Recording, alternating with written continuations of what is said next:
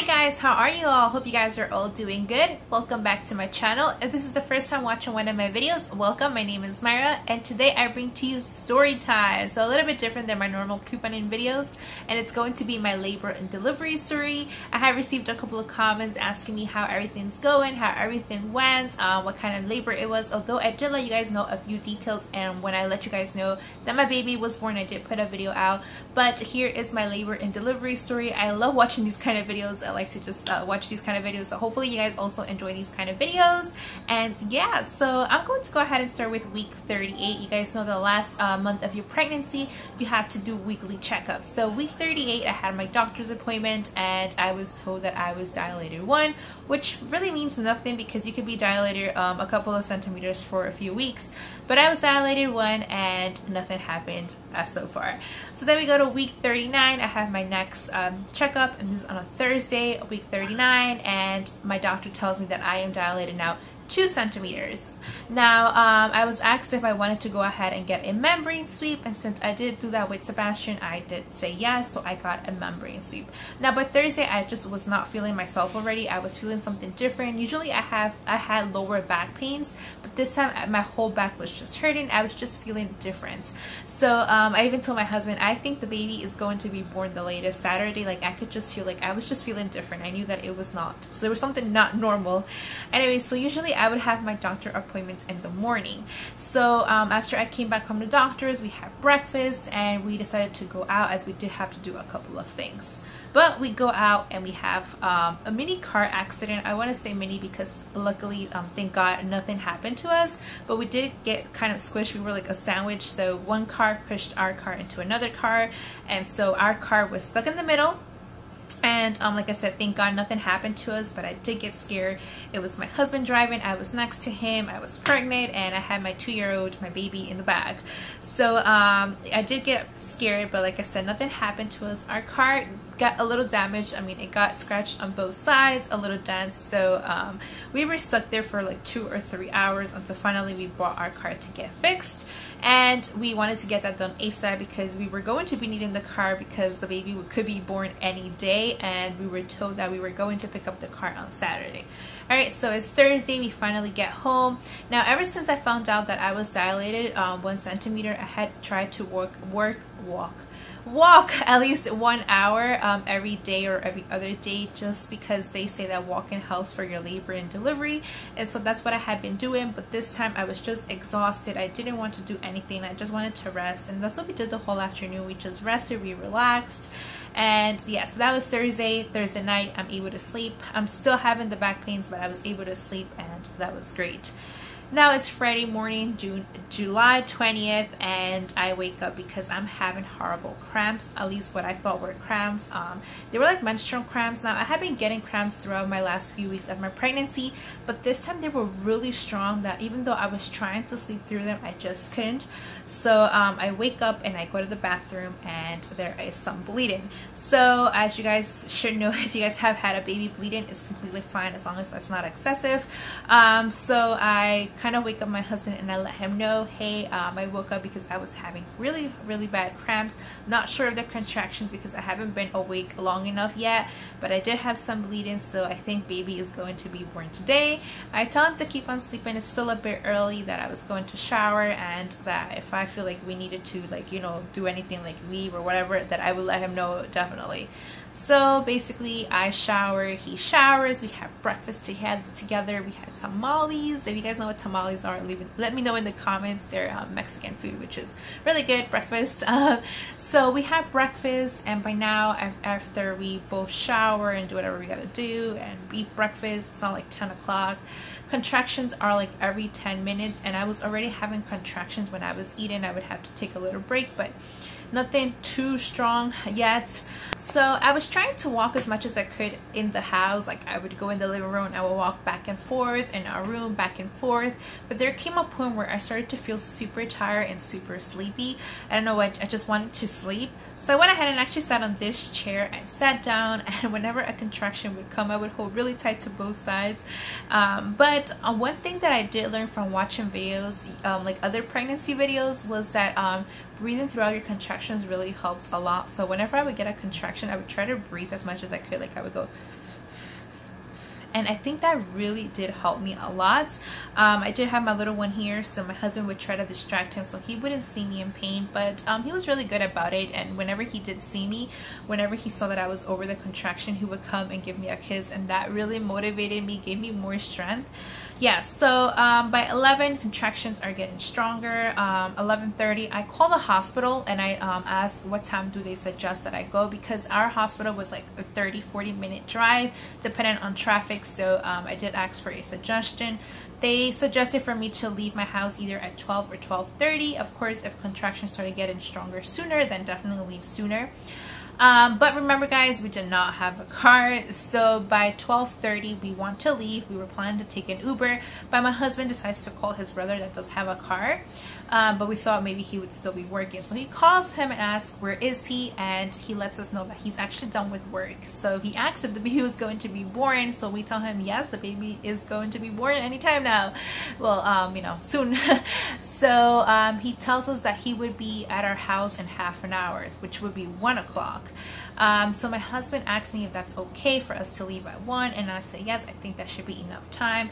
And I wanted to wait as much time at home because from learning with Sebastian, I realized that once you get to the hospital, you're not as comfortable as you are at home, because you know they put on the IV and they put all these things, and it's just not your house. You can't move the same way around. So I wanted to wait as much as I could at home.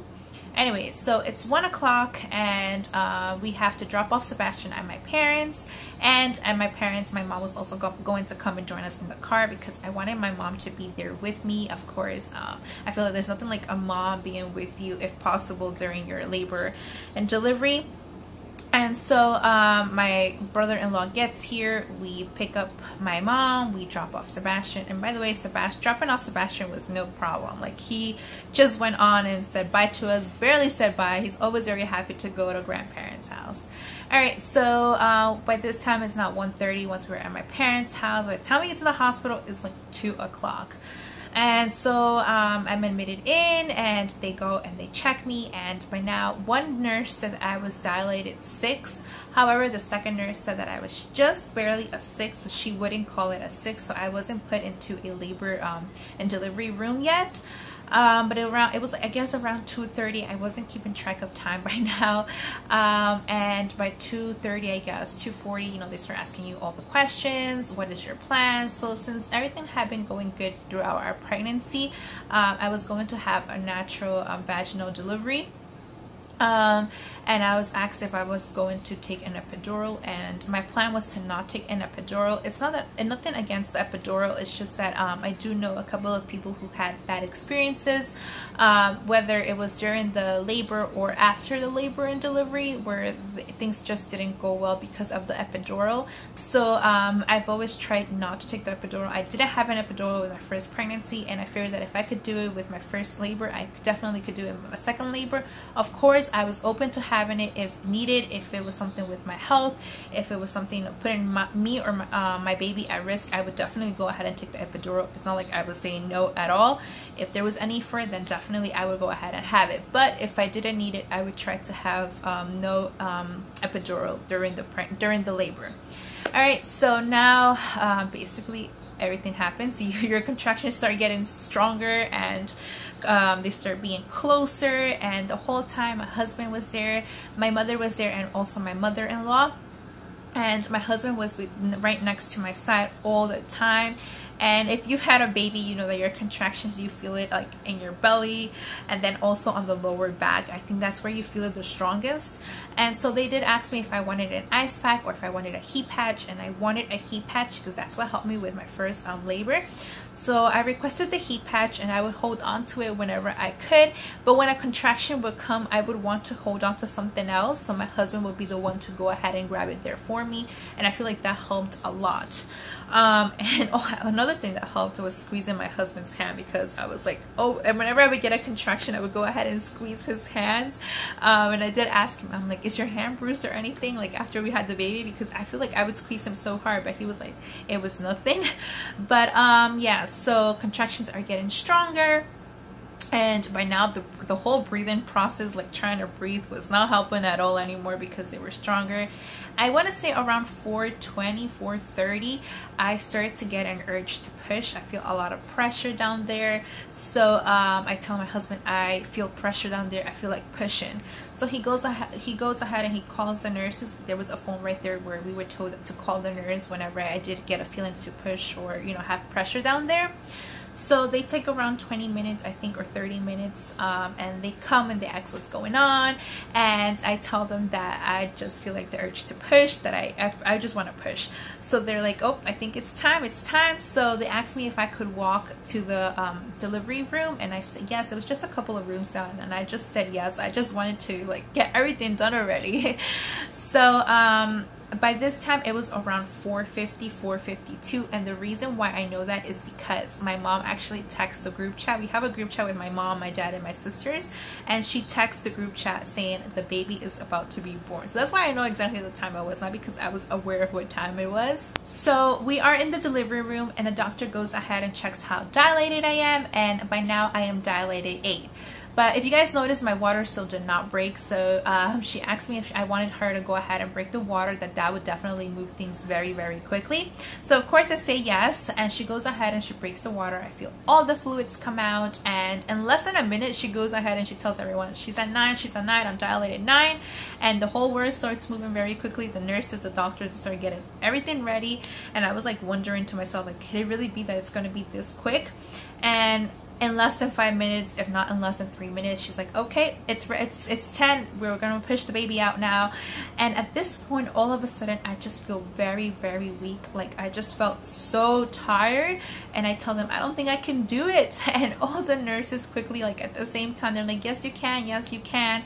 And so I go ahead and I start pushing, and in less than 3 or 4 pushes, I want to say it was 3 or 4 pushes, my little Alessandra was born.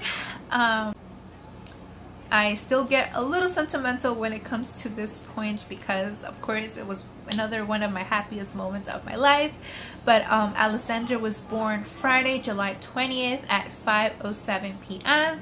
He weighed 7 pounds 7 ounces. He measured 20 inches, and thank God we had a good and healthy delivery. If you guys noticed, it was very quick. My mom let my family know that I was going to be delivering the baby like around 4:52, and by 5:07 the baby was born. So I'm really thankful. Thanks to God that everything went very well, very smoothly. And yeah guys, so this is my labor and delivery story. Like I said, thank God everything went so well. And yeah guys, so if you guys have any other questions, let me know in the comments, and also let me know your experiences right now whenever I feed Alessandro, or whenever I am carrying him, putting him to sleep. I definitely do have time to read some comments, so go ahead in the comments, share your experiences. How was your labor and delivery, or labors and deliveries? And yeah guys, I will see you guys in the next one. Hopefully you guys enjoyed this video, and I'll see you guys in the next one. Bye.